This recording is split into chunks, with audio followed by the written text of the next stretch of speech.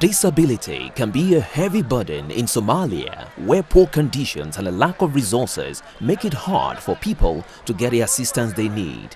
Those with physical or mental disabilities are often stigmatized by their families and the wider community, particularly if they are unable to provide for themselves.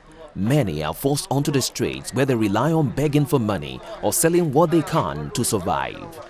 In the capital, Mogadishu, a small local charity is trying to turn things around, offering shelter and food to over 300 residents with disabilities every week.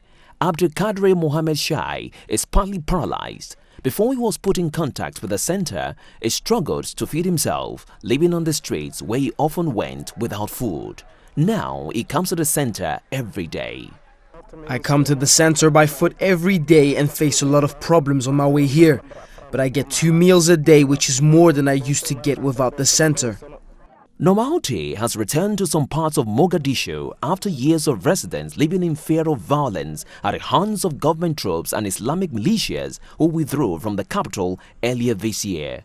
But while on the surface people have been able to return to work and shop and socialize in areas once cut off by the fighting, Vesi Kaya, a Turkish volunteer at the Center for Disabled People, says there is still a lot of work to be done to help the most vulnerable. This is one place that we are looking after. It's a disabled center.